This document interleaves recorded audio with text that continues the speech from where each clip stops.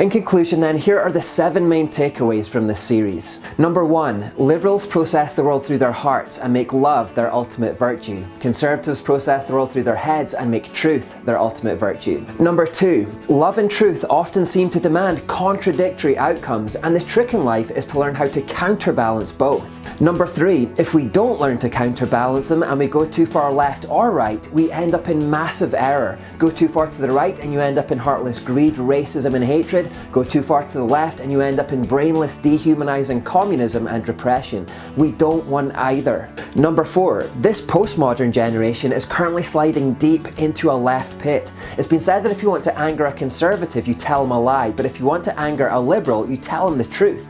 And that's where we're at right now. We're going so far to the left that our liberal society is coming to hate the truth, and that's allowing absurdity and immorality to spread at an alarming rate. So I can be a Chinese woman. You sure. So you would approve of incest marriage then? I mean, sure.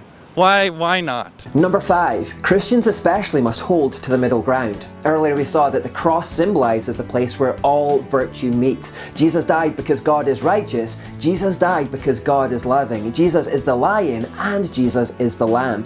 We too therefore should be little lions and little lambs, speaking the truth in love to become more and more like Christ every day.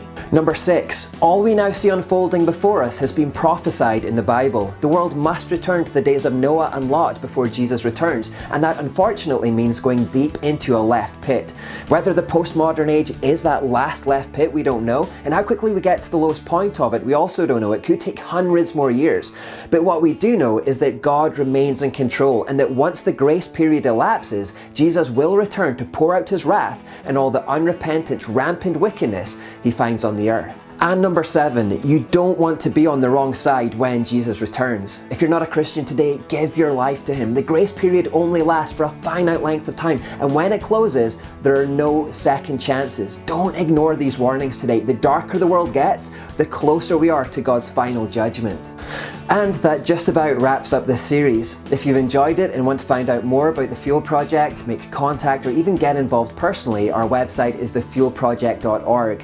If you'd like to connect with other believers in your area, we have a feature for that too called the Fuel Network. All you have to do is click the link at the top there and use the free interactive map to find other believers near to you. If you'd like to buy or download books and videos including this series or other materials, all you have to do is click on the store, and you can also follow us on nearly all types of social media platform. If you'd like to support us financially, that would be hugely appreciated, and you can either donate through PayPal at authenticfuel@gmail.com, or even better, you can now become a patron through our new Patreon page. Whatever you choose to do next though, thank you for watching this series. My name's Mark Fairley, and I'll hopefully see you again in the near future.